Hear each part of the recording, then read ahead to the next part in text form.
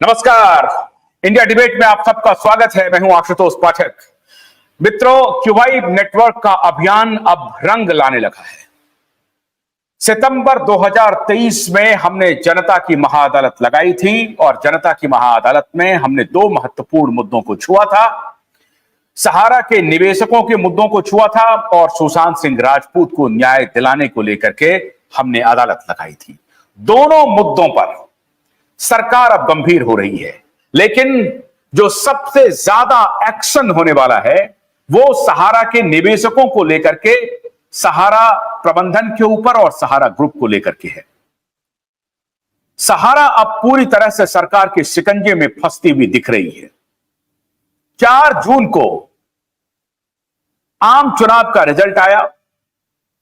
Bharatiya Janata party और उनके जो अलाई थे, एनडीए अलाई की मेजॉरिटी हुई, 292-93 सीट आ गए और उसके बाद 16 जून तक सरकार बन गई।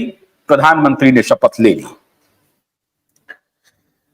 15-20 दिन के अंदर सरकार ने एक्शन लेना शुरू कर दिया। आज मैं आपको बहुत विस्तार से, बहुत सारे हमारे पास डिटेल आ गए हैं कि शिकंजा कैसे कसा जा रहा है, इस शिकंजे कसने का मतलब क्या है, इससे हमारे सहारा के निवेशकों को लाभ क्या होने वाला है और सहारा कंपनी पर असर क्या होने वाला है और सरकार ऐसा क्यों करना चाह रही है।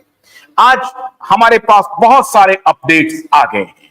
हुआ क्या, ये जो जुलाई के पहले सप्ताह में जो ईडी का रेड हुआ सहारा के मुख्यालय में, उसके पीछे का कारण क्या रहा, आज मैं तफसील से बता रहा हूं। देश भर में कहा जा रहा है कि 10 से 13 करोड़ सहारा के निवेशक हैं जो सहारा कंपनी से सीधे तौर पर जुड़े हुए हैं।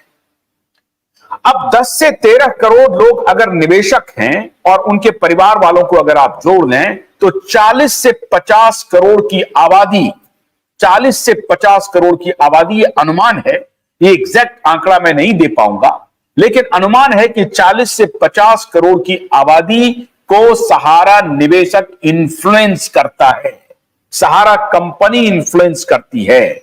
इसका मतलब है कि सहारा कंपनी से 40 से 50 करोड़ लोग जुड़े हुए हैं। इसका मतलब यह हुआ कि पूरा यूरोप, इंग्लैंड, ऑस्ट्रेलिया, इस सबको भी मिला दें तो अकेले सहारा कंपनी से जुड़ने वाले लोगों की संख्या है। अब आप कल्पना कीजिए कि यह क्यों हुआ। 40 से 50 करोड़ लोग अगर किसी सत्ता से नाराज हो जाए तो उस सत्ता की क्या हालत होगी। और जैसा कि मैंने आपको कहा था कि जब हमने सितंबर में जनता की महाअदालत लगाई और उसके बाद लगातार क्यूवाइब नेटवर्क सहारा निवेशकों की डिमांड को पब्लिक डोमेन में उठा रहा है और सरकार पर दबाव बना रहा है, प्रबंधन पर दबाव बना रहा है। उसके बाद से यह मामला डिसमेट हुआ, लोगों तक पहुंचा और लोगों ने एक प्रकार से गुस्से में अपना प्रकटीकरण किया चुनाव के दौरान। और आपको मालूम होगा कि चुनावी कैंपेन में अमित शाह जी ने बजाबता एक नहीं 2 जगह इस बात की गारंटी दी कि सहारा के निवेशकों का पाई पाई का हिसाब करेंगे और पाई पाई लौटाएंगे।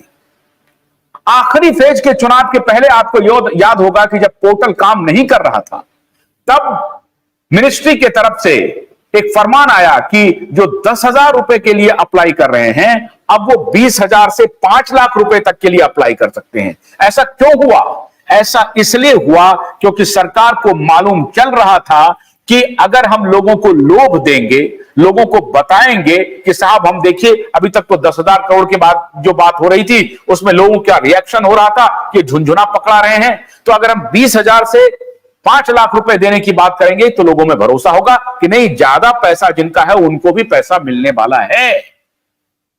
तो सरकार ने एक प्रकार से इतने करोड़ों लोगों को इन्फ्लुएंस करने की कोशिश की कि हम आपको पैसा देंगे और आप हमारे साथ सहयोग कीजिए। 20,000 से 5 लाख के बारे में आप अपना डॉक्यूमेंट भेजिए, पोर्टल पर जाइए। उसके अलावा एक अलग से पोर्टल खोल दिया सरकार ने। सरकार ने जब अलग से पोर्टल खोला, वो भी ढाक के 3 पात हुए। आखिर में सरकार को इस बात का भान हो गया कि लोग बेहद नाराज हैं और चुनाव में जहां कहीं भी जाते थे उनको विरोध का सामना करना पड़ता था। खासतौर से उत्तर प्रदेश और बिहार में। उत्तर प्रदेश और बिहार में केंद्रीय गृह मंत्री और सहकारिता मंत्री अमित शाह जी को यह बयान देना पड़ गया कि हम सहारा के निवेशकों का पाई पाई लौटाएंगे। अब इसके आगे की कहानी सुनिए। कहानी यह है, उत्तर प्रदेश का रिजल्ट आ गया। आपको याद होगा कि उत्तर प्रदेश में ही अमित शाह जी ने कहा था, एक पार्टी के मुखिया को निशाने पर लेते हुए कहा था कि आप निवेशकों की चिंता कर रहे हैं, आप निवेशकों के खैर ख्वाह बनने जा रहे हैं, आप निवेशकों के आप हमदर्द बन रहे हैं। तो माननीय फलना जी मैं छोड़ दूं, अब उनका नाम ले लेता हूं। तो उन्होंने कहा कि माननीय अखिलेश यादव जी, आपके शासन काल में लूटा गया है लोगों का पैसा। और यह बात सच है कि लोगों का पैसा लूटा गया है। कैसे लूटा गया है वो भी मैं आज आपको बताता हूं। लोगों का पैसा लूटा गया और अमित शाह जी ने कहा भरी सभा में कि आपके शासनकाल में लोगों का पैसा लूटा गया और लूट करके उसका वारा न्यारा किया गया। गन्ने की कड़ी बुनियाद, जिसे मराठी में खुड़किया और कुछ उत्तर भारत के क्षेत्रों में खुटकी भी कहा जाता है, उसे केवल भोलानाथ का 2-in-1 बैटरी ऑपरेटेड हार्वेस्टर कम ब्रश कटर आसानी से और बिना रुकावट के काट सकता है।